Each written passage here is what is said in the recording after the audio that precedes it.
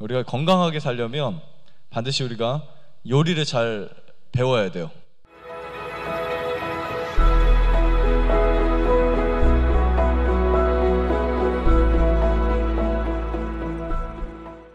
건강하게 살려면 이 개념이 있어야 됩니다.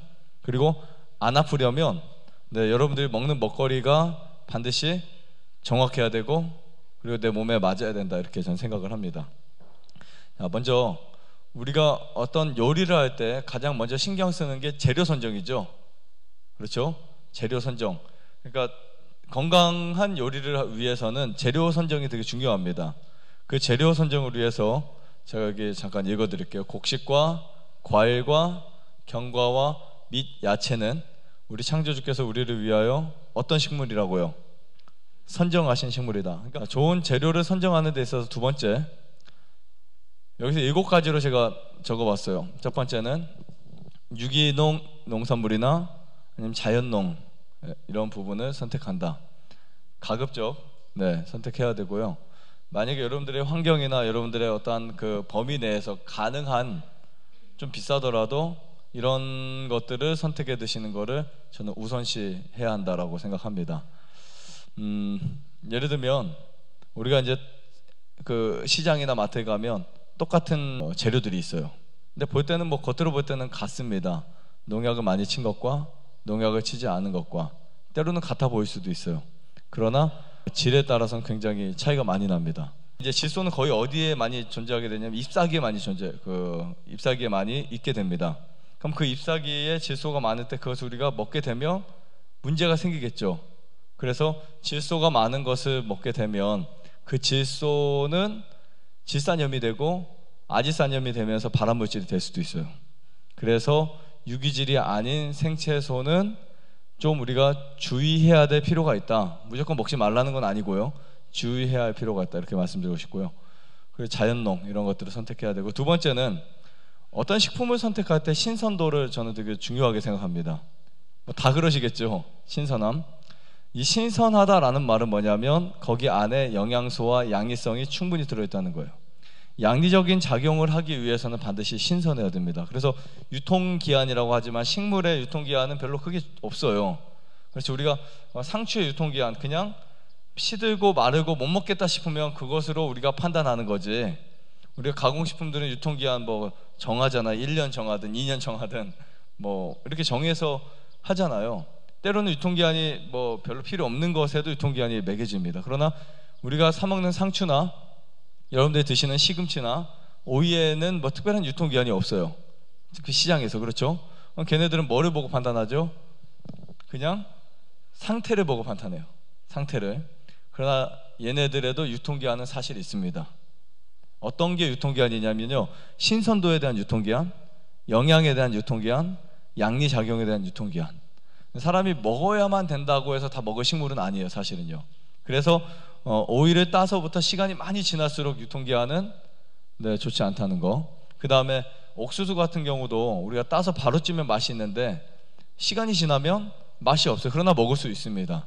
이런 차이들이에요. 그래서 신선한 식품을 반드시 선택하셔야 되는데, 이 신선한 식품을 선택하기 위한 가장 좋은 것은 내 집 주위에 내가 뜯어서 먹을 수 있는 것이 있다는 거. 자, 그 다음 세 번째, 가급적 무엇을 선택하자? 국산을 선택하자. 아무리 외국산 좋아도요, 우리 몸에는 그거 아시죠? 신토부리. 내 몸에 가장, 내 체질, 내 토양, 내 지역의 어떤 음식들이 나에게 가장 잘 맞는다는 거예요. 그래서 그런 범위를 가지고 우리가 사용하되, 수입을 사용하는 거, 외국 거 올리브유 사용하는 다 좋지만 가장 좋은 것은 내 주변에 있는 것을 먼저 한번 사용해보자. 그리고 그것이 중심이 돼야 돼요. 그리고 이제 다른 수입산들이 있잖아요. 이탈리아 거나 이런 외국 것들 아무리 좋아도 그건 두 번째 이렇게 되는 것이 좋고요.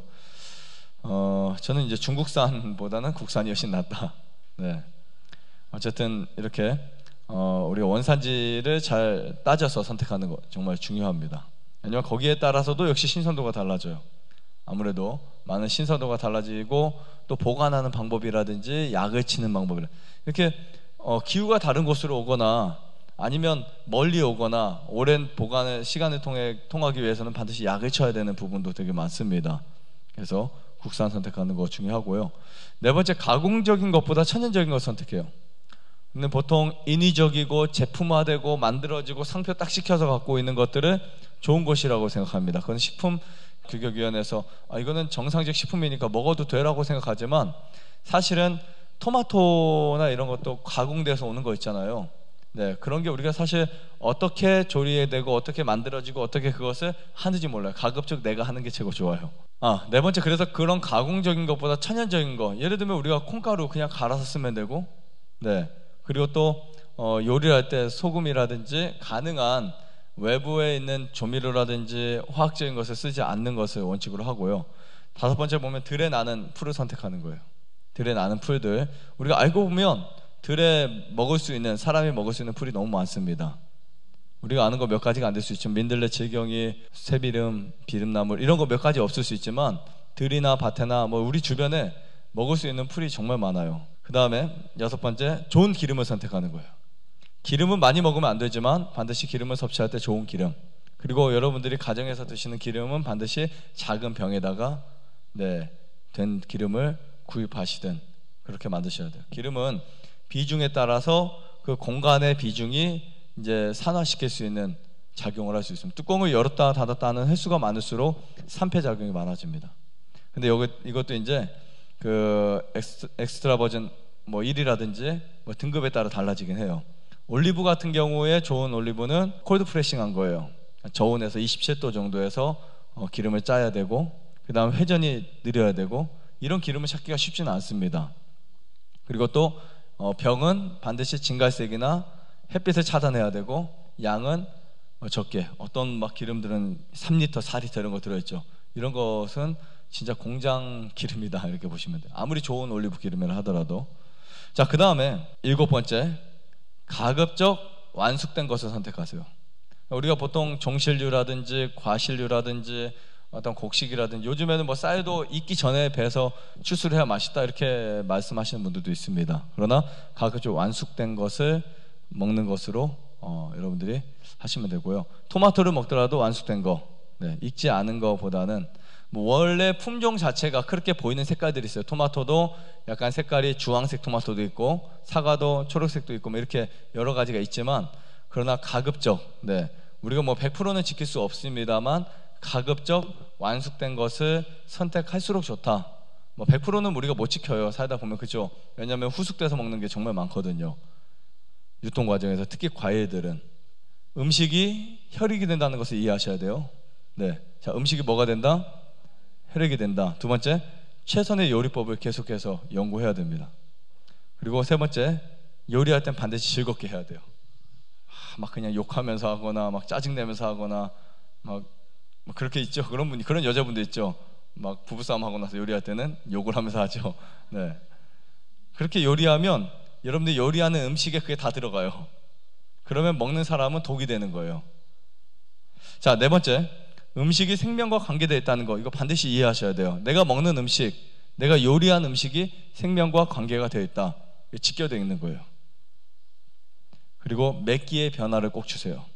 아침에 상추쌈을 먹었다면 점심에도 상추쌈을 먹을 수 있지만, 가능하면 깻잎쌈을 드세요. 가능하면 이렇게 몇 끼마다 바꿔주는 걸 저 원칙으로 합니다. 좋아요, 구독 눌러주세요.